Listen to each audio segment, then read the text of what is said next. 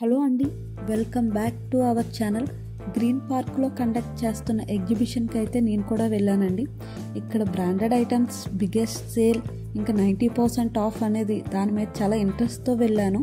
ఇంకా బయట అంతా కూడా గ్రీనిష్గా నాకు చాలా బాగా నచ్చింది, పీస్ఫుల్గా అనిపించింది ఆ ప్లేస్ అంతా కూడా.